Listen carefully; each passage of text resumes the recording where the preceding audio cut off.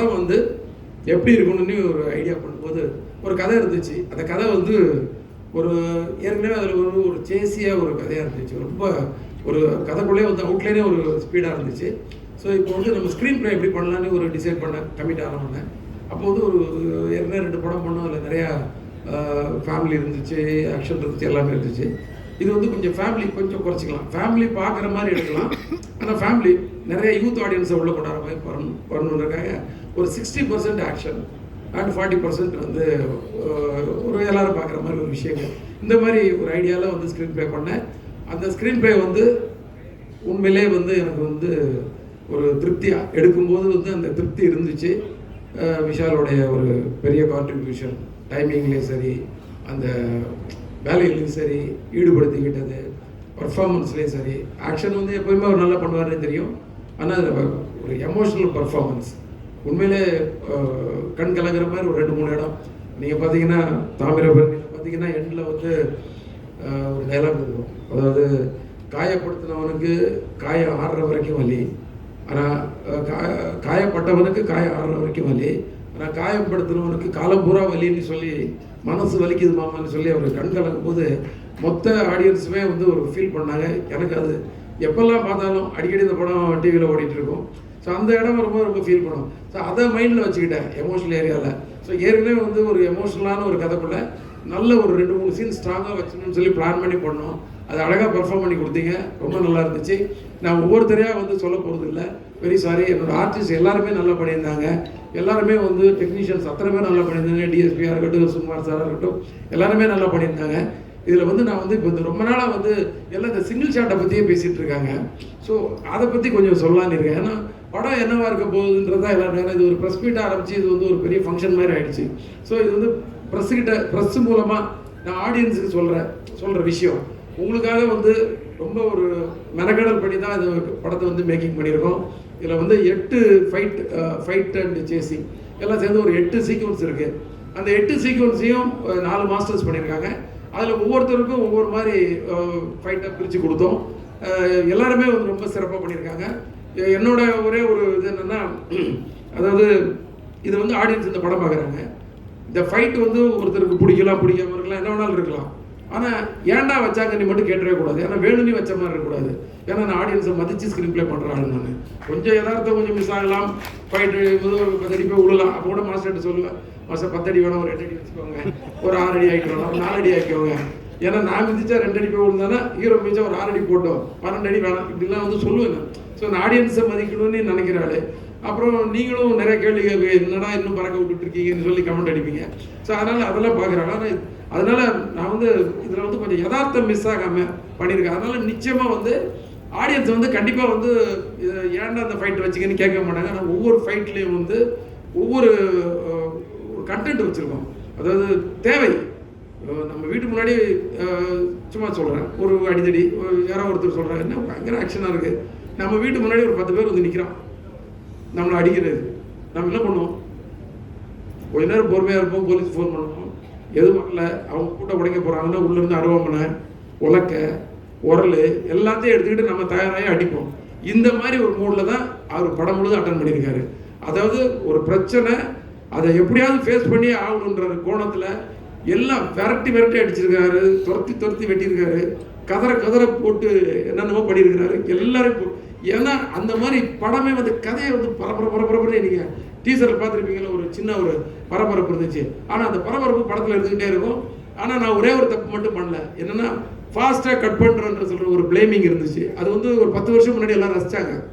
இப்போ வந்து நான் கொஞ்சம் லோக்கலில் எல்லா ஏரியாவிலையும் ஒரு டீ கடை வரைக்கும் போய், இல்லை ஒரு ஆட்டோ டிரைவர் வரைக்கும் போய் எல்லார்ட்டையும் வந்து ஒரு ஐடியாவெல்லாம் கேட்பேன் நான், எப்படி இருந்துச்சு, என்ன மைனஸு. ஏன்னா நம்ம ஓடாத படம் எல்லாமே எடுத்துருக்கோம். ஸோ ஓடாத படத்தில் இல்லை ஏதோ ஒரு விஷயம் எப்படி பிடிக்குதா அப்படிங்கலாம் போது ஃபாஸ்ட்டாக கட் பண்ணுறீங்க சார், அது வந்து இப்போ கொஞ்சம் எங்களுக்கு இன்ட்ரெஸ்ட்டாக இல்லை அப்படிங்கும்போது, சரி அப்போ எப்படி படத்தை ஃபாஸ்ட் பண்ணும்போது இந்த ஸ்க்ரீன் ப்ளே வந்து ஃபாஸ்ட் பண்ணுறாரு. செம்ம பேஸில் இருக்கும் ஸ்க்ரீன் ப்ளே. அதில் ஒரு முக்கியமான சீக்வன்ஸ் தான் இந்த சிங்கிள் ஷாட் ஃபைட்டு. அதை பற்றி தேவி சார் தான் அதுக்கு முதல் ரசிகர்னு நினைக்கிறேன். ஏன்னா முதல்ல வந்து எடிட்டர் பார்த்து கட் பண்ணி அவர்கிட்ட தான் ஃபஸ்ட்டு காட்டினேன். பார்த்த உடனே அவர் வந்து ரொம்ப மெஸ்மரைஸ் ஆகிட்டார். சரி அப்போ நம்ம ஏதோ கொஞ்சம் வேலை செஞ்சுருக்கோம் போல இருக்குன்னு. என்னென்னா இந்த சிங்கிள் ஷாட் வந்து எதுக்காக எடுத்தோன்னா வேணும்னு எடுக்கலை, கண்டிப்பாக சிங்கிள் ஷாட்டில் எடுக்கணும்னு முதல்லலாம் தோணலை. அந்த ஸ்க்ரீன் ப்ளே பண்ணிட்டு ஒவ்வொரு ஃபைட்டுக்கு ஒவ்வொரு மாதிரி எடுத்துகிட்டு வரும்போது இது வந்து ஒரு சீன் ஒன்று ஆரம்பித்து அந்த சீன் வந்து அப்படியே ஃபைட்டாக கன்வெர்ட் ஆகி அந்த ஃபைட்டு சேசிங்காக மாறி அதில் 3 வண்டி பிளாஸ்ட் ஆகி 4வது வண்டி துரத்திட்டு வரும்போது இந்த ஹீரோவும் ஹீரோயின் போகிற அந்த வண்டி வந்து ஒரு ஃபாரஸ்ட்குள்ளே போய் அது வந்து டிஸப்பியர் ஆகும்போது அந்த கடைசியாக துரத்திட்டு அந்த வண்டி கூட அந்த ஃப்ரேமில் போயிட்டு இருக்கணும். இது எல்லாமே சிங்கிள் ஷாட்டாக இருக்கணும் அப்படின்னு டிசைட் பண்ணோம். அதை எப்படி எடுத்துன்றதை மட்டும் இப்போ ஒன்று சொல்கிறேன். எடுத்தோன்னே ஹீரோ ஒரு ஜீப்பில் வந்துட்டு இருப்பார், ஹீரோயின் வந்து ஒரு பஸ்ஸுக்குள்ளே இருப்பாங்க. ஆனால் ஒரே கேமராமேன் கையில் கேமராமேன் ஜீப்பில் ஒரு பொசிஷனில் இருப்பார், டைரக்டர் ஜீப்பில் ஒரு இடத்துல ஒளிஞ்சு உட்காந்துட்டு இருப்பார். வண்டி போயிட்டு இருக்கு, ஹைவேஸில் போயிட்டு இருக்கு, 3.5 கிலோமீட்டர் ஸ்ட்ரெச்சு, 5 நிமிஷம் ஷாட்டு. இப்போ கிளம்பி போயிட்டே இருக்குது. இப்போ கேமரா பேன் ஆகுது, ஹீரோ இருக்காரு, வண்டி முதல்ல காட்டுற ஒரு பஸ் தூரத்தில் போயிட்டு இருக்கு. இந்த பக்கம் பேன் பண்ண ஹீரோ இருக்காரு. ஹீரோ வந்து அந்த பஸ்ஸை வந்து ஹார்ன் அடிச்சு வண்டியை நிறுத்துன்றாரு. அந்த டிரைவர் நிறுத்த மாட்டேங்கிறான்.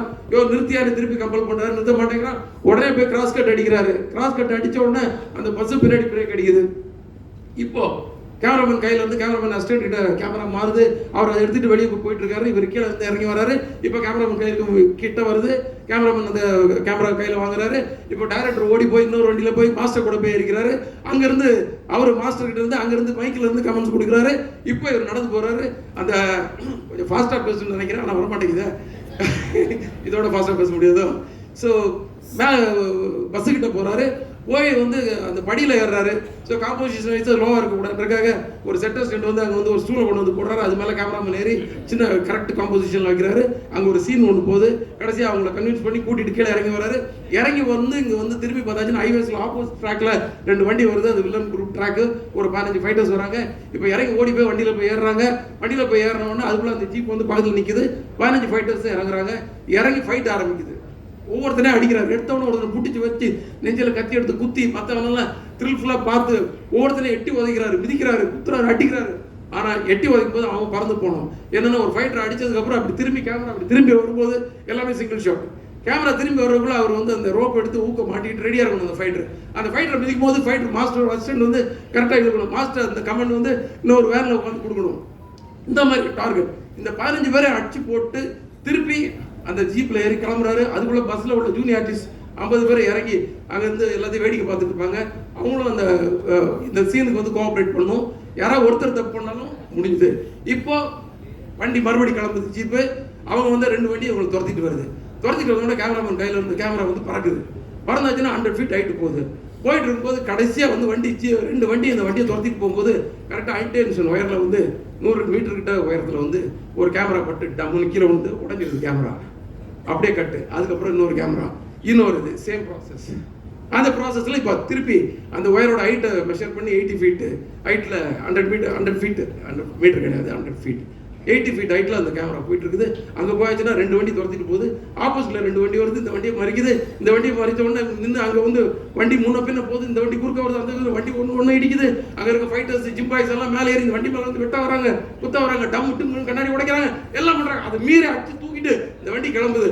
இது கிளம்புறதுக்கு முன்னாடி கேமரா மேலே இருந்து கேமரா கீழே வருது. கேமராமேன் எப்படி கையில் பிடிச்சாருன்னு தெரியல, பிடிச்சிட்டு அங்கேயும் ஓடுறாரு, சுற்றி ஓடுறாரு. கடைசியில் இந்த ஜீப்புக்குள்ளே போய் உட்காந்துக்கிறாரு. ஜீப்புக்குள்ளே போய் இந்த உட்கார்ந்த உடனே வண்டி கிளம்பி பிளான் பண்ணால் பின்னாடி 4 வண்டி துரத்துது. ஒரு வண்டி வந்து ஒரு பெரிய போஸ்ட்டில் அடிச்சு பிளாஸ்ட் ஆகுது. அது மட்டும் சிஜி, பிளாஸ்ட் மட்டும் தான் சிஜி. ஆனால் ஷார்ட் கட் ஆகலை. அதுக்கு அடுத்தது ஒன்று வந்து டாப்ல உள்ளே போய் ஒரு காவாயில் போய் விழுது, ஒரு பிரிட்ஜுக்குள்ளே போய் விழுது. அந்த விழுறது மட்டும் சிஜி. அதுக்கு அடுத்தது ஒன்று வந்து சென்டர் ஆஃப் த மீடியில் வந்து அடிச்சு நொறுக்கி அந்த வண்டி தீ பிடிக்குது. இதை தாண்டி அவர் எஸ்கேப் ஆகி போய் ஒரு ஃபாரஸ்ட்குள்ளே போகிறாரு. இந்த 3.5 கிலோமீட்டரும் எங்களுக்கு கண்ட்ரோலில் வந்து அந்த ரோடு கிடச்சிது. எல்லா டெக்னீஷியனோட சப்போர்ட் கிடச்சிது. விஷாலுடைய அந்த டெடிகேஷன், போலீஸோட சப்போர்ட் எல்லாம். இது வந்து இதை சிங்கிள் ஷாட்டாக தான் எடுக்கணும். ஒரு பிடிவாதத்தோட நான் வந்து நிறைய பேர்கிட்ட பேசினேன், நிறைய டெக்னீஷியன்ஸை பேசினேன். நிறைய பேர் ஸ்டிச் பண்ணிடலான்னாங்க, முடியாதுண்ணே. சில பேர் வந்து ரொம்ப ராவாக இருக்குது சார், நாங்கள் ராவாக தான் சார் இருக்கோம், ஆடியன்ஸ் ரொம்ப ராவாக தான் ரசிக்கிறாங்க. அதுக்கு நமக்கு வெற்றி மாறன்னு பாருச்சு. அவங்கெல்லாம் வந்து சில விஷயங்களை ராவாக கொடுக்குறத பார்க்கும்போது நிறைய படங்கள் பார்த்து நம்ம கற்றுக்கிறது தானே சார். அதுக்கெல்லாம் எனக்கு நல்ல இது இருக்குது. அதுக்கு ஒரு அடையாளங்களுக்கு எனக்கு டேரக்டர்ஸ் இருக்கிறாங்க. நீங்கள் ஒரு ராவாக ஒரு கண்டென்ட் கொடுத்தா ரசிக்க, நம்ம படமே கமர்ஷியல் படம் தான் இருந்தாலும் ஒரு கண்டென்ட் கொடுக்கலான்னு எல்லார்ட்டையும் போராடி கடைசியில் எனக்கு கண்ணல் கண்ணன் மாஸ்டர் கிடைச்சாரு. நிறைய பேர் அவர் சொன்ன உடனே சார் என்ன வேணாலும் பண்ணிடலாம் வாங்க சார், மாஸ்டர் அந்த ஃபைட்டை மட்டும் கம்போஸ் பண்ணி கொடுத்துருங்க, அடித்து முன்ன பின்ன நான் வச்சுருக்கேன், நீங்கள் உங்கள்கிட்ட சொல்கிறேன் நீங்கள் எடுத்துருங்க மாஸ்டர். ஸோ அவர் வந்து பண்ணிட்டாரு. ஸோ மனவலியோடு தான் அந்த வேலைக்கே போனோம் நாங்கள். ஏன்னா இதை முடிஞ்சிருமா முடியாதான்னு சொல்லி திருப்பதியில் அதை ஷூட் பண்ணோம். அப்படியே மலையை பார்த்து அப்படியே நின்றுட்டு இருந்தேன். நைட்டு 10:30 மணிக்கு அந்த லொக்கேஷனை பார்த்தேன். வண்டியிலே வந்து ஸ்பீடாமீட்டரை பார்த்து மெஷர் பண்ணோம். 3 kilometre divided by 7 sequence 50 every 500 metres ஒரு சீக்வன்ஸு. ஸோ இப்படி ஒரு கணக்கெல்லாம் போட்டுட்டு நைட்டு முடிச்சு காலையில் போனோம். விஷால் வந்தார், பிளான் பண்ணோம். ஒரு நாள் ஃபுல்லாக இருக்கேன் சார். 2வது நாள் மத்தியானம் 3 மணிக்கு ஒரு டேக்கு, 5 மணிக்கு அடுத்த டேக்கில் வந்து ஓகே ஆகிடுச்சு. ஸோ ஓகே ஆனதுக்கப்புறம் தான் வந்து அந்த மன வலியும் அந்த பெயினும் வந்து போச்சு. ஏன்னா நம்ம நினச்சதை சாதிச்சிட்டோம் அப்படின்ற விஷயம். ஸோ இதை நான் எதுக்கு இவ்வளோ டீட்டெயிலாக சொல்லுவாங்க, டைம் கூட நிறைய எடுத்துருப்பேன்னா, இந்த மாதிரி ஒரு விஷயம் இல்லை, படத்தில் எல்லா விஷயத்துலையும் ஆடியன்ஸை மதித்து நாங்கள் நிறையா வேலைகள் செஞ்சுருக்கோம். அது வந்து நிச்சயமாக உங்களை வந்து சந்தோஷப்படுத்தும், திருப்திப்படுத்தும்னு நினைக்கிறேன்.